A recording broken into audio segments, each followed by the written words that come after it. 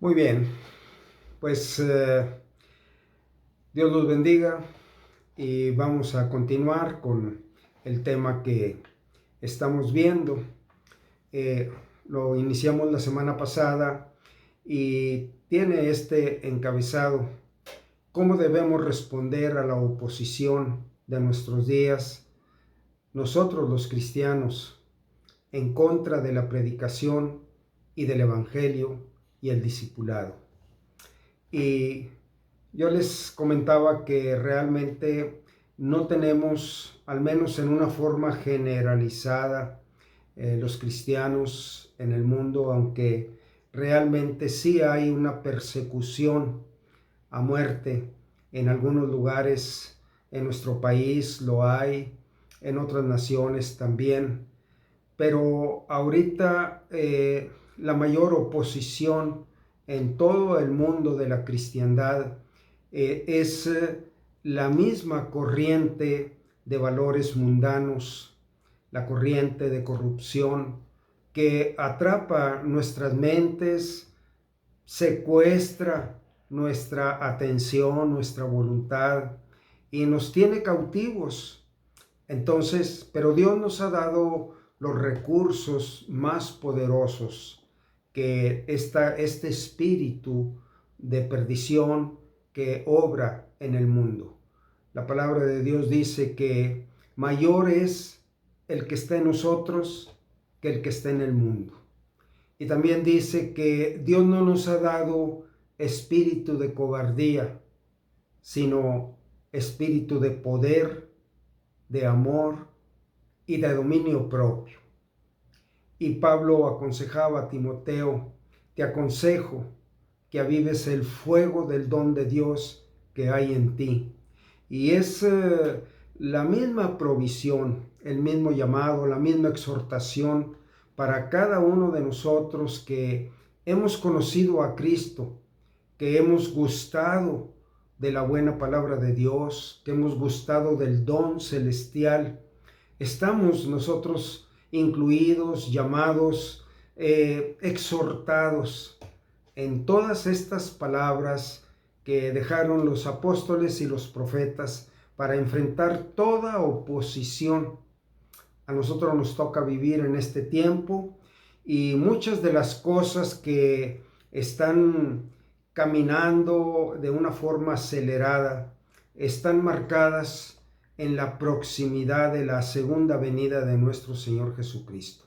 Eso quiere decir que en cualquier momento puede venir el arrebatamiento.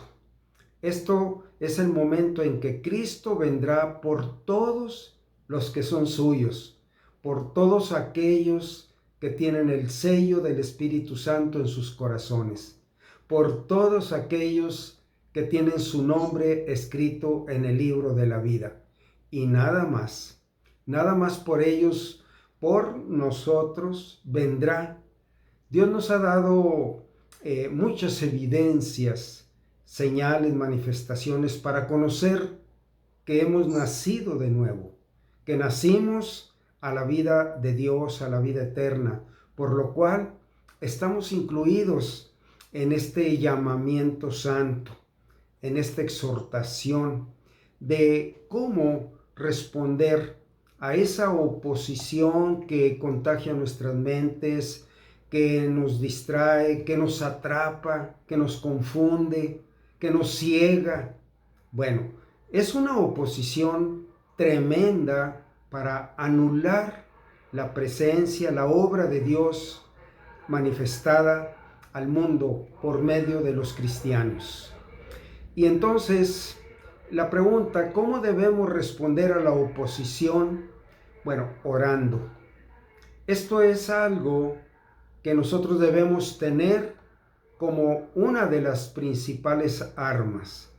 En 1 Timoteo 2, del 1 al 4, dice: exhorto ante todo a que se hagan rogativas, oraciones, peticiones y acciones de gracias por todos los hombres, por los reyes y por todos los que están en eminencia, para que vivamos quieta y reposadamente en toda piedad y honestidad.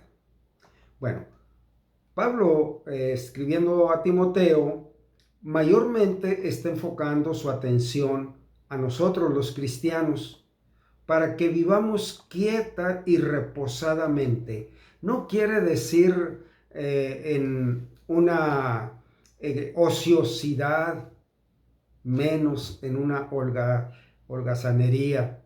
No, que vivamos quieta y reposadamente quiere decir que nosotros tengamos paz en nuestra vida en medio de una gran agitación mundial y que oremos por todos los hombres, por los reyes, por los que están en eminencia. ¿Por qué? Porque ellos son los que tienen los hilos de este mundo, son los que están manejando los hilos de este mundo. Y la verdad es que Dios está pidiéndonos que oremos para poder cumplir su plan en nuestras vidas y a través de nuestras vidas, para que vivamos quieta y reposadamente en toda piedad y honestidad. Piedad es la vida que Dios quiere que mostremos al mundo. Los piadosos, los que llevan la vida de Cristo en sus vidas, la comparten, la anuncian, la predican. Todo eso es la piedad. Y Dios quiere que tengamos libertad, en reposo, en quietud. Y debemos orar para que Dios nos haga ese espacio. Bueno, ustedes deben saberlo, que muchos cristianos no tienen esa quietud, no tienen ese reposo, no están viviendo en toda piedad. Y bueno, esto es uno de los síntomas en los que nosotros debemos fortalecernos en toda oración. ¿Y por qué Dios está viendo a los inconversos, a los que no son salvos, los está viendo a través de nosotros? Y Él dice que vivamos de esta manera porque Él quiere que todos los hombres sean salvos y vengan al conocimiento de la verdad. Si los cristianos somos anulados, somos enfriados, eliminados de nuestra vida de piedad, ¿cómo serían salvos aquellos que no encuentran el camino, que no conocen el camino, la verdad y la vida? Dios sabe que nosotros tenemos eso, porque Él nos ha dado todas las cosas que pertenecen a la vida y a la piedad, y nos han sido dadas por su divino poder. Entonces el apóstol Pedro decía: tengo por suma importancia despertarlos con exhortación. Bueno, nosotros debemos saber que no es extraño que los cristianos estén durmiendo, porque eso es la mentalidad del mundo, durmiendo ante la proximidad de ir al infierno. Esa es la gran obra de Satanás.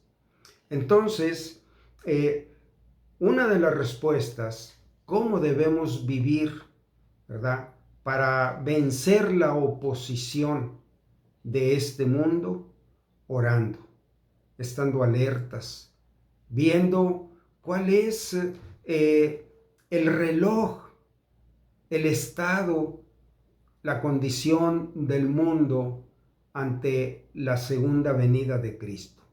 Bueno, pareciera ser que el hablar de la segunda venida, pues es para nosotros muy bueno. Claro que sí, pero si le damos la vuelta a la página, es muy malo, porque muchos amados se quedarán.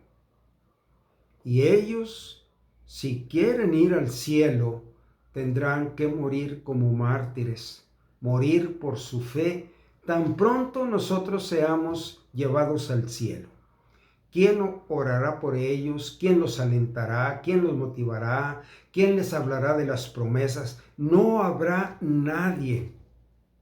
Quiero que sepan que la obra del Espíritu Santo va a ser detenida en ese momento.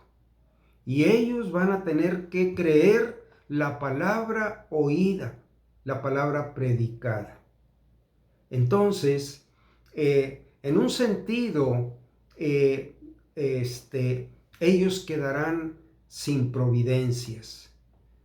Bueno, en ese sentido, además, Dios quiere que vivamos estos días quieta y reposadamente, en toda piedad.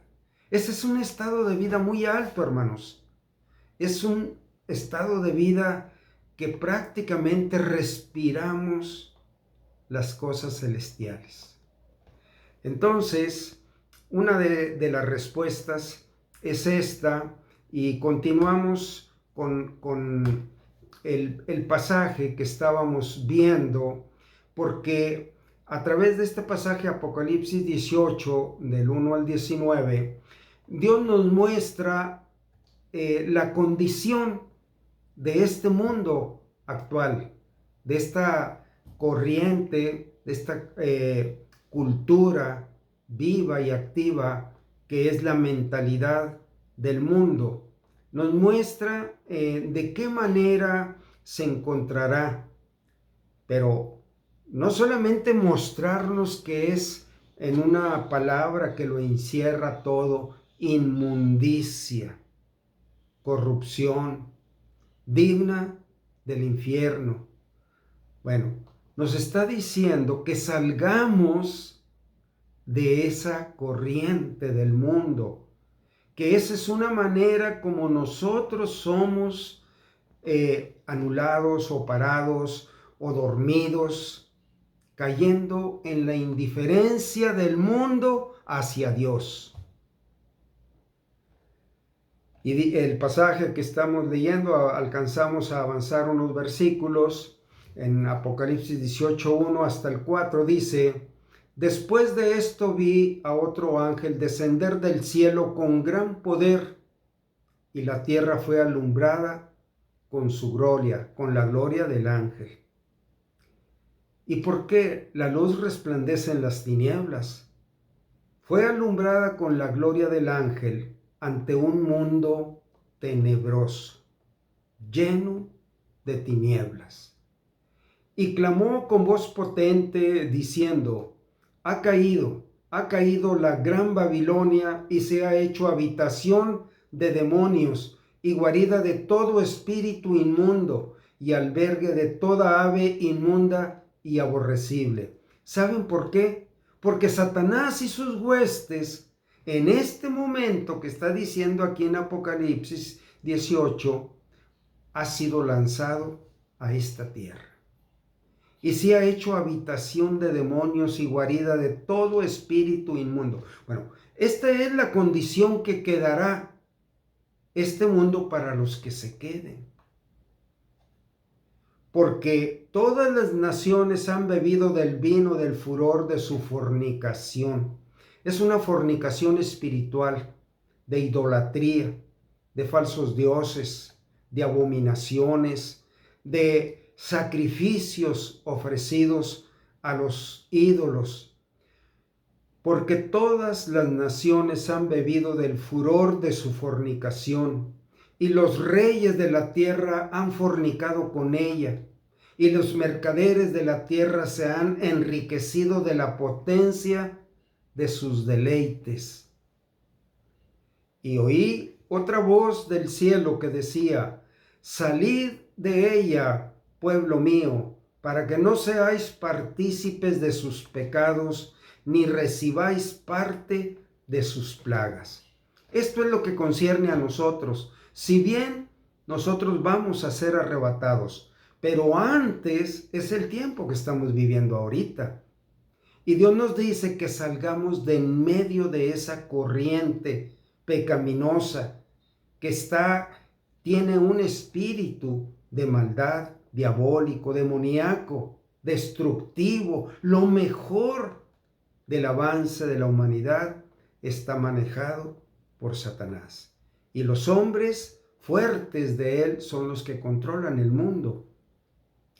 Y leo esta parte. Salid de ella, pueblo mío, para que no seáis partícipes de sus pecados. En esto consiste la exhortación para nosotros en este momento. Que como hijos de Dios no estemos participando de esas abominaciones ante los ojos de Dios. Bueno, hay una factura muy fuerte para todos cuando hacemos caso omiso a este gran apercibimiento. Cuando Dios nos está anunciando, apercibiendo, para que no recibáis parte de sus plagas. Bueno, muchas cosas, enfermedades, dolores, tristezas, pérdidas, muerte, son la figura de esas plagas, pero es por el pecado. El que Dios no puede eliminar las consecuencias del pecado. Dios nos anticipa que no seamos partícipes del pecado. Cuando el apóstol Juan recibe la revelación por medio del ángel, él está teniendo una doble visión, la que el ángel está comunicando aquí acerca de la condición moral, social, económica y política de la humanidad en este tiempo, en el que el Señor Jesucristo venga por segunda vez a este mundo como Señor de señores y Rey de reyes, y le llama la Gran Babilonia. Pero a la vez, la visión de la maldad de la Babilonia histórica, a la cual se asemeja por lo grande de su maldad. Aquella cultura se había olvidado del Dios verdadero y había puesto ídolos, arrastrando a toda clase de hombres a la fornicación espiritual. Y por su riqueza y lujo los mantuvo interesados en ella, por lo cual Dios la destruyó completamente. No quedó ni un vestigio absolutamente de la cultura babilónica, pero sí la influencia, los modelos, la idolatría. Al presente, la Gran Babilonia representa principalmente la mercadería mundial y el materialismo, por la cual son multitudes las que están viviendo en riquezas de maldad por el pecado y la necedad de la humanidad actual. Otra vez la pregunta, ¿cómo debemos responder a la oposición nosotros los cristianos en nuestros días? La oposición que viene en contra de la predicación del Evangelio y del discipulado mediante la santificación. Esta palabra a veces es desconocida, a pesar de que se repite tantas veces en la Biblia. La voluntad de Dios es nuestra santificación. También dice, el que está en Cristo nueva criatura es. Las cosas viejas pasaron, he aquí todas son hechas nuevas. Santificación quiere decir apartarte del pecado, apartarte de la corriente pecaminosa, buscar tu ambiente que Dios te quiere proveer para ti y para tu familia. Ya lo he dicho, que no estamos obligados a correr con el mundo, que el Señor de esta creación, la tierra, la atmósfera, la lluvia, todo lo que necesitamos como humanos, es el Dios del cielo y de la tierra. Él es el dueño y la tiene para nuestro bien. De tal manera que nosotros podemos recibir de esta maravillosa y bendita creación todo lo que necesitamos. Y tenemos todos los talentos, y tenemos la gracia, y tenemos la providencia de Dios, su fidelidad, su cuidado, para vivir en un mundo aparte. Esto es inconcebible para muchos cristianos. No lo pueden entender, ni lo quieren aceptar, que el mundo, la perdición del mundo, es un espíritu que se respira, que se bebe, que se asimila hasta llegar a ser parte de nuestra vida diaria. Pero Dios dice, sal de en medio de esa corriente, sal de en medio de ella. Bueno, en ese sentido, tiene que ser real. La santificación, hermanos, es cuando empezamos a obedecer la palabra de Dios. Cuando no la obedecemos, nosotros estamos haciendo caso omiso a la voluntad de Dios. La voluntad de Dios es que salgamos, que nos apartemos de esa corriente. ¿Por qué los cristianos están durmiendo? Porque no han aprendido a obedecer la palabra de Dios. Vez tras vez la exhortación, los llamados específicos, y no cultivaron una vida de obediencia. Entonces, la desobediencia lleva al pecado.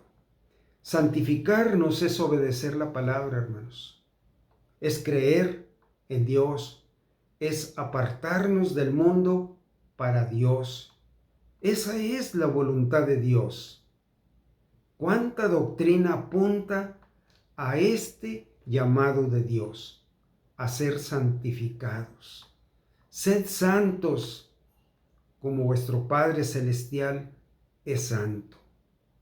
Santo es, apártate, sal de ella. Bueno, estoy hablando de cómo podemos vencer la oposición que hace que el trabajo de Dios sea anulado en nuestras vidas, el trabajo que Él nos encomendó, el trabajo que Él nos entregó. Id y predicad el Evangelio a toda criatura. Haced discípulos en todas las naciones, enseñándoles que guarden todas las cosas que yo les he mandado. La obediencia. ¿Dónde están estos discípulos que pueden enseñar a otros a obedecer a Dios todas las cosas que Él ha mandado? Díganme ustedes si no es en el sueño. En Romanos 12:2 dice, no os conforméis a este siglo, sino transformaos por medio de la renovación de vuestro entendimiento, para que comprobéis cuál sea la buena voluntad de Dios, agradable y perfecta. Este es un mandamiento, así simple y llano. Muchos cristianos están siendo parados, anulados en su vida de reproducción espiritual porque no quieren transformar su mentalidad. No quieren aterrizar que el que está en Cristo, nueva criatura es. Las cosas viejas quedaron atrás. Hay que aprender una nueva manera de vivir. Y cuánta resistencia, cuánta negligencia, cuánta indolencia, cuánta ociosidad hay para con la voluntad de Dios. Es necesario ser transformados en las estructuras de nuestra mente, los valores, los principios, los objetivos, las metas, los deseos, los anhelos.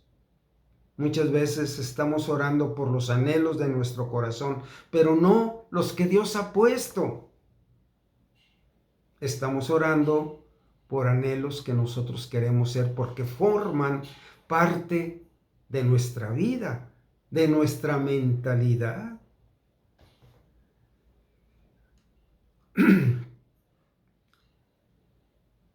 Muchos cristianos no quieren transformar las estructuras de su mente, las estructuras de sus valores.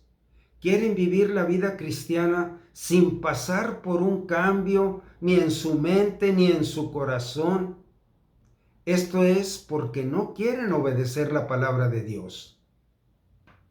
La obediencia implica dejar atrás las cosas viejas. Implica morir a ellas, porque nunca más en el plan de Dios estarán. Tú tienes muchas cosas buenas de la antigua vida, entre comillas, pero sabes que Dios dice que esas son cosas viejas, no son cosas buenas. Todo lo que Dios ha preparado es nuevo. Y tenemos unas citas respecto a esta exhortación en 2 Corintios 6, 17 y 18. Por lo cual, salid de en medio de ellos y apartaos, dice el Señor, y no toquéis lo inmundo, y yo os recibiré. Y seré por vosotros por Padre, y vosotros me seréis hijos e hijas, dice el Señor Todopoderoso. ¿Verdad? Entonces, no hay términos medios, hermanos. Esta es nuestra santificación. Esto es no conformarnos al mundo, no pensar con la misma mentalidad, los mismos afanes, las mismas codicias, los mismos satisfactores. Nada de eso está en el plan de Dios. He aquí, todas son hechas nuevas.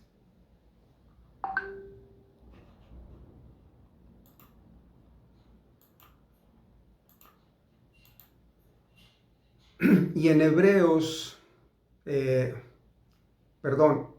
Romanos 12:1, hemos estado repitiendo Romanos 12:2, pero en el 1 dice, os ruego por las misericordias de Dios que presentéis vuestros cuerpos en sacrificio vivo y santo, agradable a Dios, que es el culto razonable o racional.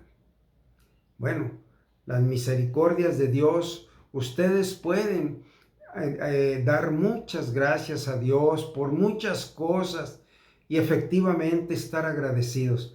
Y Dios dice, por estas misericordias yo te ruego que presentes tu cuerpo como un sacrificio vivo y santo. No se lo entregues a la corriente del mundo, a las ganancias del mundo, a los deseos del mundo, ¿verdad? Entonces, es una rogativa de parte de Dios. Y en Hebreos 12, 15 al 17, dice así de esta manera, mirad bien, pongan atención, no sea que alguno deje de alcanzar la gracia de Dios, que brotando alguna raíz de amargura les estorbe y por ella muchos sean contaminados. Bueno, a veces en los tratos de Dios, en las maneras o en las disciplinas de Dios, lejos de producir corrección, viene amargura. Y por esta amargura muchos son desalentados a obedecer, a servir, a entregar sus vidas. Mirad bien, no sea que alguno deje de alcanzar la gracia de Dios, que brotando alguna raíz de amargura os estorbe y por ella muchos sean contaminados. no sea que haya algún fornicario o profano como Esaú, que por una sola comida vendió su primogenitura.